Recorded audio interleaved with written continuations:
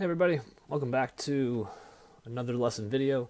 This is going to be in connection with reading lesson number 5, which is pages 60 to 64 of Gifts from the Gods, Ancient Words of Wisdom from Greek and Roman Mythology. We're going to be continuing on our journey of word discovery today, using more clues and different ways to figure out the meanings of words, where they came from, and how we can continue to build our vocabulary. So we're going to dive right in. This lesson should sound very familiar. It's very similar to the last few lessons. We're just using more and different words and a slightly different, not a different strategy, but just we're going to dive in to a little bit more detail about a specific use of your context clues. I'm trying to get my wire out of the way. Here we go.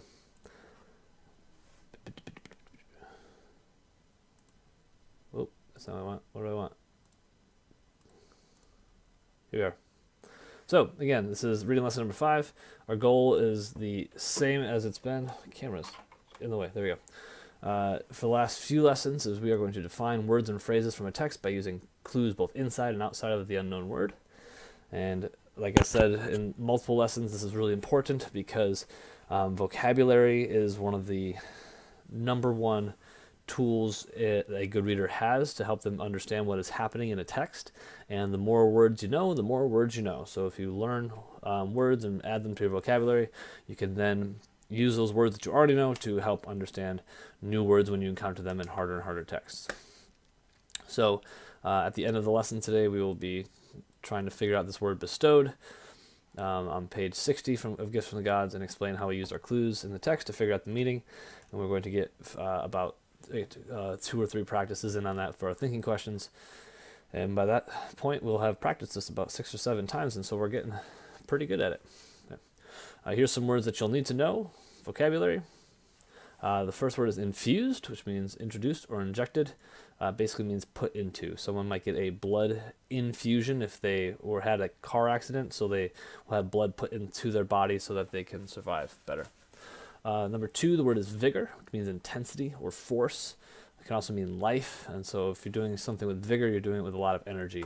Right now, my son Noah, when he does not want to sleep, is bouncing up and down in his crib with vigor. Just doing it over and over and over again. Lots of energy. This word 3 is insatiable, which means incapable of being satisfied or fulfilled.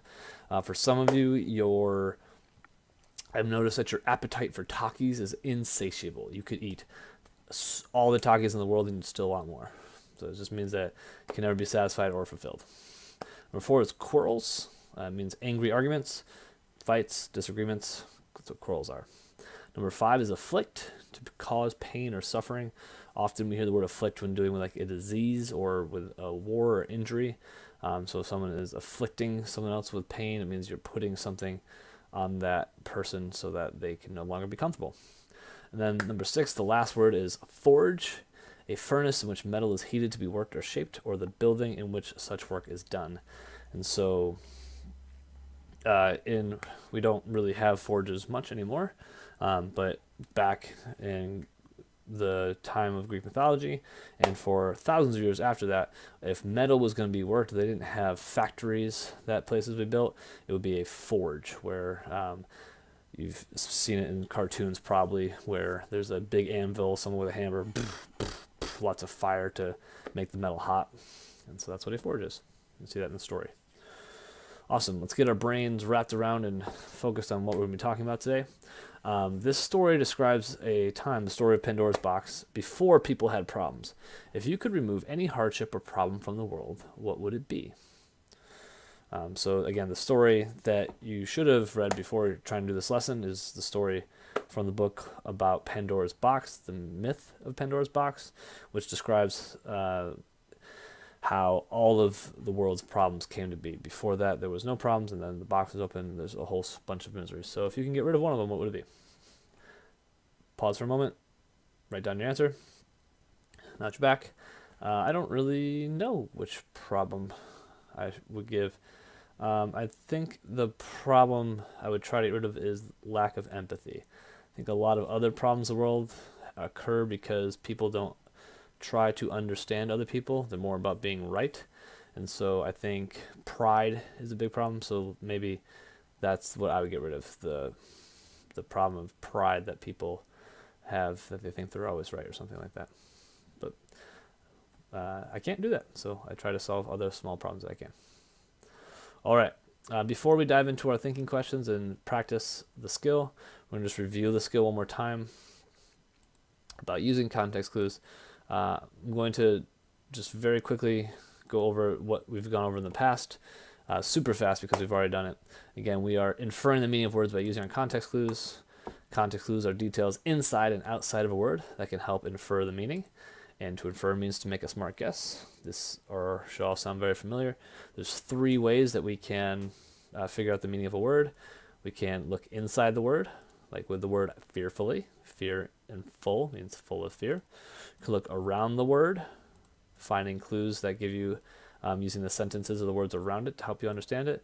Or you can use the whole story. The story tells the meaning of the word, and what's happening in the whole story will help you figure out what that word means. Okay. Last time we dove into using opposites to try to figure out the word. We had this sentence, while Samaj is very outgoing, his brother is very reclusive. This word while told us that the sentence is going to say things that are opposing, that they're opposite. And so outgoing was describing Samaj, reclusive was describing his brother. And so they're both describing people, but they're going to be opposites. And since we know outgoing is someone who likes to talk to people and is not shy, reclusive must mean that it's the opposite. This person, his brother, does not like talking to people and is shy. And so you can use opposites, but you can, today we're going to dive into another way that you're looking outside the word, a little more specific, is using similar words around it. Sometimes the authors will put words that are similar together to help people understand something even better, and we can use those similar meaning words to help figure out the meaning of a new word. So here's an example sentence. Not only was Tamara respectful, she was benevolent and thoughtful as well. Okay. You may not know this word benevolent, but you've probably heard these 2 words before, respectful and thoughtful. The very beginning of the sentence gives us a clue that the author is going to list similar things. She says, not only was Tamara, and then something was respectful. That tells us not only was she this, she's going to be other things too. And so it's likely that those other things are going to be very similar to the first thing. And so not only was Tamara respectful, okay, these other words, benevolent and thoughtful, are probably very, very similar to the word respectful. And so since we are familiar with these 2 words, respectful and thoughtful, meaning being kind and being thinking about other people, benevolent might mean kind or generous because it is similar to respectful and thoughtful. So that is a way that we can figure out what words mean, is by using not only just the words around it, but if we can see that the author is using similar words to describe something, that the word itself might be similar to those words near it. And last time we practiced this with gifts from the gods, we saw that a lot of words were being used. Please tell me. I just want to double check. Yeah, good. I'm on the right screen. A lot of words being used in the opposites to help us understand. But this time, a few of the words that we're going to try are going to be right from the story, but we could also use similar words to help us figure out what those words mean. So let's dive in. As always, I'm going to tell you to pause the video and take some time to answer these questions on your own, and then you can just check back in with this video to see the kind of thinking that you should have done. Why do you think the author included the speech bubble at the bottom of page 62? This doesn't really have a whole lot to do with finding the meanings of words, but it does make sure that you understand what is happening in the story, and if you're not sure what's happening in the story, it's going to be hard to find the meaning of words. So go ahead and take a moment to answer that on your own. And now that you're back, I'm going to flip to camera mode and show you the thinking that I did. Hopefully it'll be a little less blurry this time. So the speech bubble that the question is asking about is down here where it says, let us out, let us out. And that's coming from the spirits that are inside the box of Pandora. And if you notice, it is the only speech bubble that's used on either of these pages or on any of the previous pages as well. So the author must have chosen to put it in there for a good reason. So I'm going to use what I know about the story to make the best guess I can. It says, when her husband was away, Pandora could no longer resist the urge to sneak a look inside the box. Carefully, she cracked the lid open. Something within was crawling around, and tiny voices pleaded with her to let them out. Overcome with curiosity, Pandora flung open the lid. And so I think the author put this here to show that the spirits wanted to get out, that Pandora was curious to look to see what they were, and that Pandora wasn't letting them out because she knew what they were.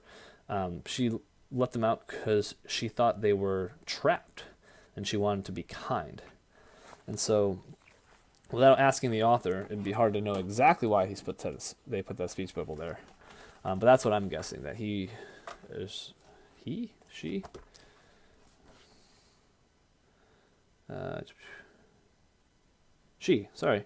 Lise Langen is a woman. So she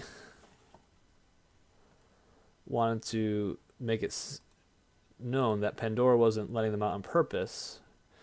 She was trying to let them out to be bad. She was just trying to help out the spirits in there. So I think the author included the speech bubble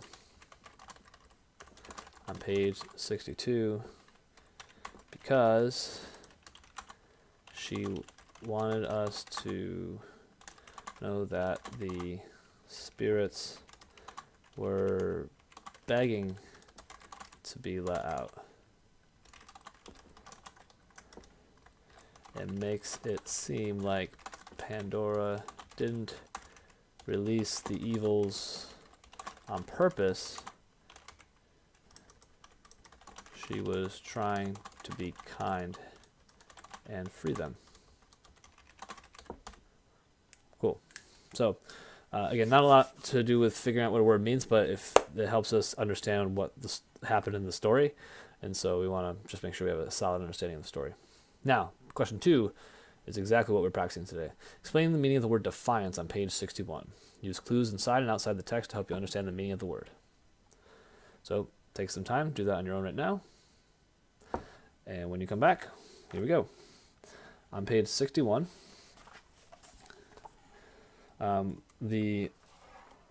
go into camera mode, and solving for this one, we are going to use a lot of around the word clues to help us figure this out.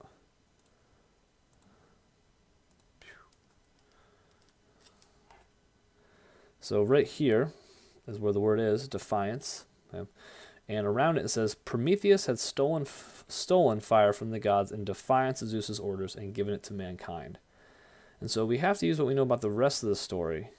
Zeus had not made Pandora out of kindness. Rather, he was planning to use her as a way to punish humans and their protector, the god Prometheus.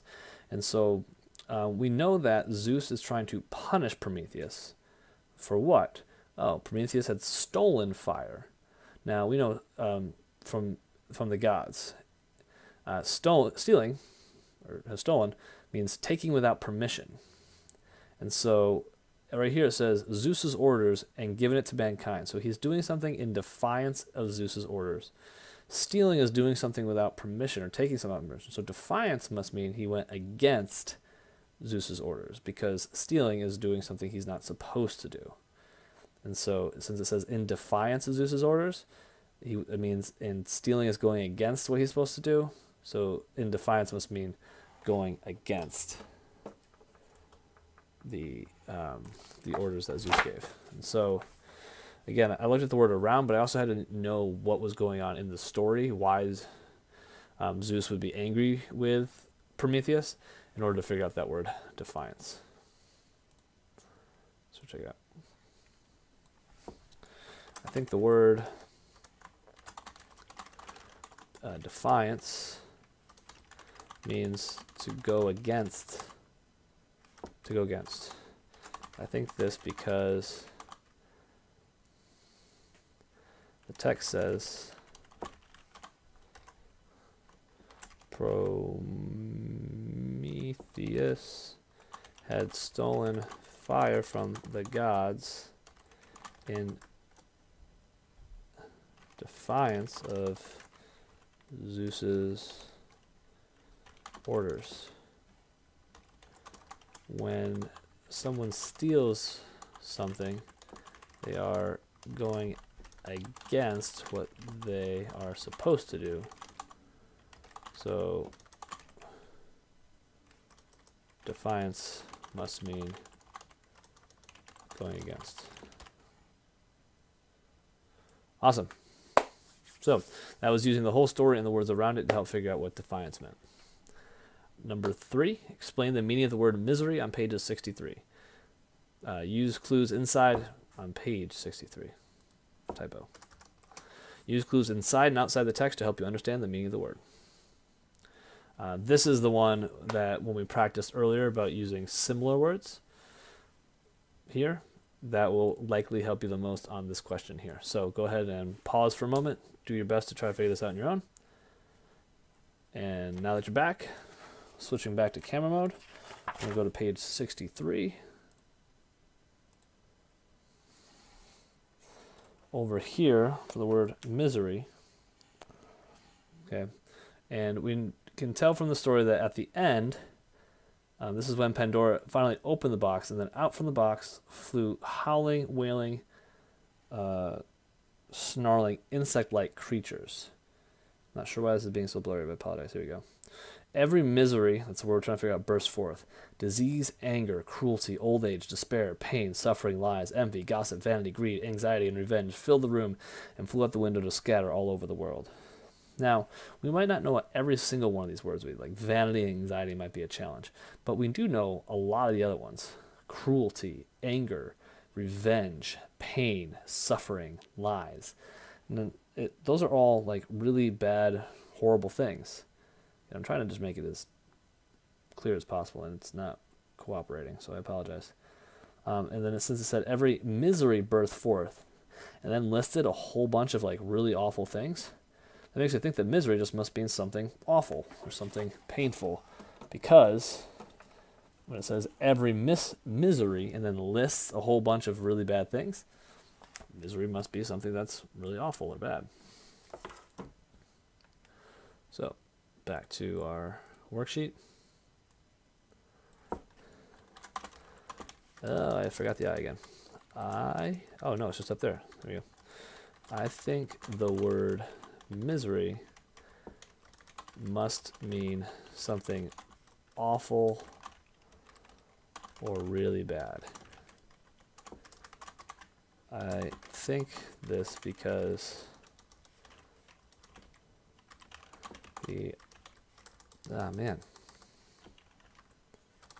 the text says, and I'm not going to list everyone, every misery, I'm going to open it back up so I get the exact words, burst forth, disease, anger, cruelty, that's enough, etc. All of these are really awful things. So misery must be something very bad. All right. So in question number 2, we use the words around the word and the story to help us figure it out. And here we use the words around it, but also just the words that we can tell had similar meanings to that word misery to help figure out what it meant. So similar strategies, but you can use them in different ways. Cool. This last question is actually just kind of a recheck on all of why we're doing this. It says, etymology is the study of word origins. How can you use etymology to figure out the meaning of a word? Okay. And so take a moment to answer that now. And now that you're back, this is exactly what we've been doing. We've been using etymology. We're studying where words come from. We learn that the word hypnotize comes from the Greek god hypnos. Okay? And we can use these stories to help us figure out the meaning of the word, because if we know where words come from, then any word that has grown out of that, we're going to know too. We know, like from Janus, right, the words January and janitor came from. And so if we know the origins of words, we can use those origins to help figure out new words that have the same origins. It's kind of like a family tree, right? If your grandmother and grandfather, they had kids, and you can see their kids, and then those kids had kids. You can track and see how things are connected through the tree. You can do say the same things with words. I hope that made sense to some of you. Okay. Etymology can help us figure out the meaning of a word, because if words came from similar origins, they likely have similar meanings. When we know where a word came from, we can use that knowledge to figure out unknown words with similar origins. So not necessarily connected directly to our skills, or it is connected directly. It's not another practice of our skills. It's just letting us know that we can, this is why we're doing what we're doing. All right, last check for the day. Define the word bestowed on page 60 of Gift from the Gods. Explain how you use clues inside and outside the word to figure out the meaning. Okay. To be clear before we do this, it says how you use words inside and outside the word. It doesn't mean that there needs to be both inside clues and outside clues. Often there will be only outside clues or only inside clues, and so you don't need to find both if that's tripping you up. Just find the clues that helped you figure out what the word meant. Okay? So go ahead and pause the video and do this as best you can on your own. And now that you're back, for the second to last time, we will dive into camera mode so I can show you what I found and how I figured out what that word meant, other than just having a brilliant vocabulary. Okay. So, again, still in the story of Pandora, we read when Pandora was made, she was the first woman. Hephaestus, the god of fire and sculptor, created her. And after she was made, it says here, when he was done, each god bestowed a special gift on her. All right, so if we keep reading, I bet we could find the meaning of this word bestowed, because it says, Aphrodite, man, why is it so blurry? Stop being blurry. There you go. Aphrodite gave her matchless beauty. Okay. Apollo gave her the gift of music. Zeus gave her one final gift, insatiable curiosity. And so over and over again, I circle some other word, clothed, covered. Right? And so all these things are gifts. Okay, bestowed a special gift on her. And also we know that that's what we do with gifts. We give them or receive them, but then afterwards we see a whole bunch of gaves. And so this word bestowed must mean gave or given, because all afterwards when it says, when he was done, each god bestowed a special gift on her, and then it lists all the things that the gods gave her, we can fairly easily figure out that bestowed must mean gave or give. Use some, go back here, I'm going to give the answer, then back up with some clues from the text. Okay. I think the word bestowed means to have given. I know we said gave, but proper grammar would need to have given. I think this because in the text says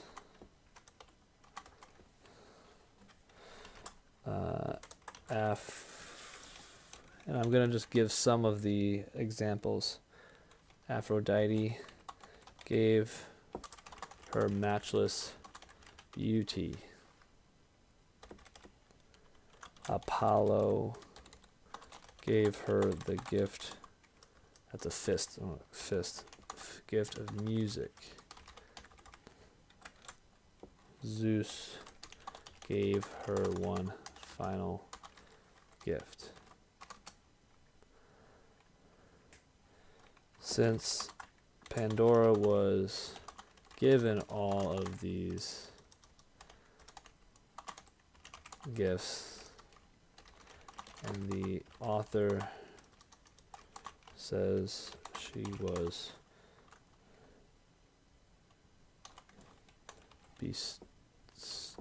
bestowed with special gifts.